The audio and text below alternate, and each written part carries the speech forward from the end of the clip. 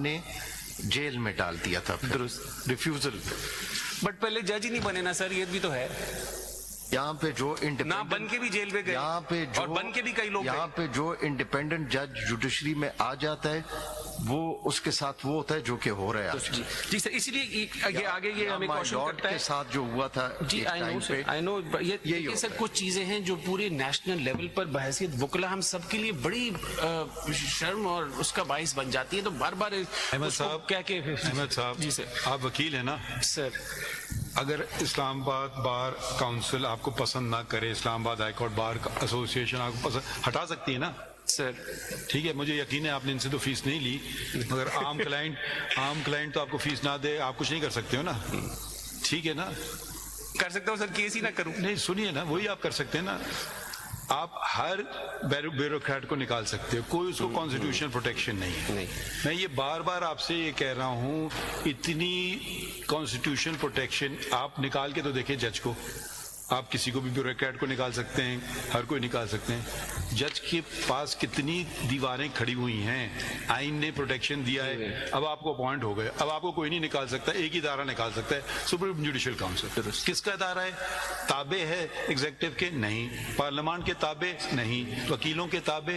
نہیں. اپنے ہی لوگ ہیں, چیف جسٹس, سینئر پیونی اور next senior and 2 chief justices.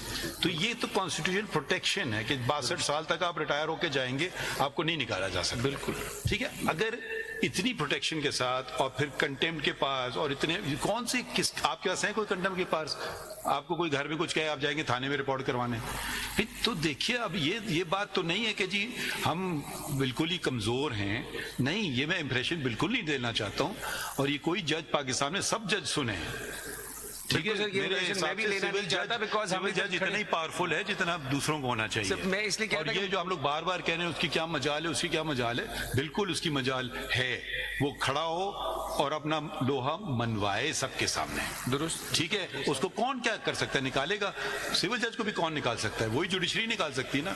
آپ نکال کے تو نہیں دے سکتے ایگزیکٹو جی ہمارے خلاف فیصلے کر رہے ہیں سارے. کیا کرے گا ایگزیکٹو؟ روئے گا, پیٹے گا, اور تو کچھ نہیں کرے گا نا. وہ کمپلینٹ ہی بیچ سکتا ہے ہائی کورٹ کو, وہ ہائی کورٹ دیکھے گی, اگر کمپلینٹ میں کچھ وزن ہے وہ چلا کے دیکھ لے گی. تو it's a self contained system. اگر ہم اس میں دڑاریں ڈالنے لگیں گے کہ ہم ہائی کورٹ کو اپنے تابع بنا لیں یا کسی اور کو, وہ بھی جوڈیشری کو کمزور کرے گی. وہ کہیں گے جی اب اوپر سے وہ کمانے لگے ہیں. تو دیکھیے یہ اس میں کیا خطرہ کیا ہے, مجھے I don't understand this. For me it's very simple. Maybe I'm a very simple person. It's not a complicated thing. So things are as simple as one can make it, and they are as complicated as one wishes to make them. وہ تو مجھے اس بات کا احساس ہے. Suggestion type چیز ہے جس پہ اگر ہم عمل کریں, commitment should be with the oath that a judge takes at the beginning of career. Constitution کے انڈر ہے. یہ ڈیٹرنس کی آپ بات کر رہے ہیں, اس ملک میں ہینگنگز ہوئی ہے, پبلک ہینگنگ, کیا فرق پڑا ہے؟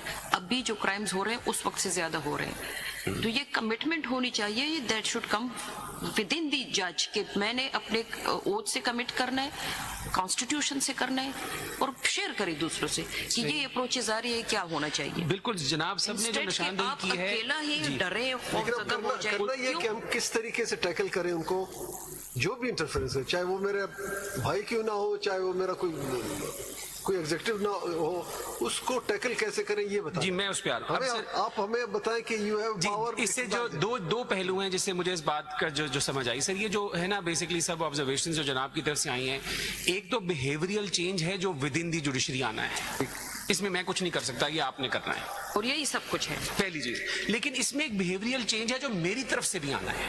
اب میں اس کی طرف آتا ہوں جو میرا کون مراد ہے, میں سے کون, meaning that other than the outsiders who interface with the judiciary, the bars, the citizenry, the media, what may out be there. ٹھیک ہے. اب میں اس تناظر میں اگلا ایک جو سائٹ کرنا چاہتا ہوں سر آپ کے لیے, وہ اسی پیج نمبر 4 پہ ہے. It is equally clear that every one, اب یہ امریکن کانٹیکسٹ میں ہے لیکن ہمارے بھی رائٹس ہیں fundamental. It is equally clear that every one has a first amendment right to be a demagogue and to make irresponsible criticism, جو جناب کہہ رہے تھے. But irresponsible criticism which brings about the removal of judges from office or influences their decisions is incompatible and with judicial independence and the rule of law. So ये वो fine line है जो अभी थोड़ी देर पहले बात हो रही थी कि यकीनन freedom of speech है, मुझे भी है, मीडिया को भी है, जो vlogger बनना चाहता है बन जाए, अब उसकी otherwise we pull the plug. ये वो वाली बात तो नहीं है सर, फ्रिज बंद करना है तो बिजली से बटन ऑफ कर दो, अब वो तो नहीं करना. लेकिन बात यह है कि कॉन्सिक्वेंस जब तक मेरी इररिस्पॉन्सिबल रिपोर्टिंग का नहीं होगा तो करेक्टिव बिहेवियर नहीं होगा. और इसमें हमारा भी कसूर है, विद रिस्पेक्ट जुडिशरी का भी कसूर है. आज एक डेफेमेशन केस को कितने साल लग जाते हैं sir? What is the corrective mechanism that is in place? So ये consciousness दोनों तरफ से आना है.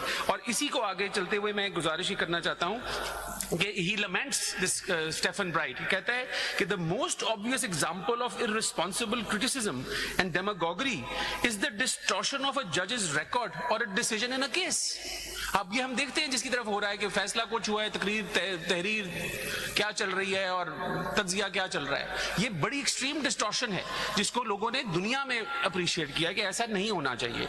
वो कहते हैं ये आउटराइट मिसरिप्रेजेंटेशन ऑफ जजेस डिसीजन नहीं होना चाहिए.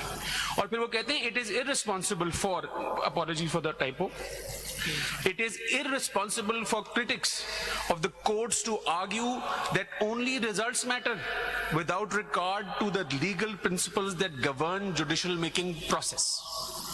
अब ये जो प्रोसेस मैंने अपनी तरफ से बोल दिया, जुडिशियल डिसीजन मेकिंग, अब ये सर वो स्कीम है और इस पे आखिरी मैं नहीं पढ़ना चाहता लेकिन आप जरूर पढ़ लें. अगर आप कहेंगे तो मैं वो पैराग्राफ भी पढ़ लेता हूँ.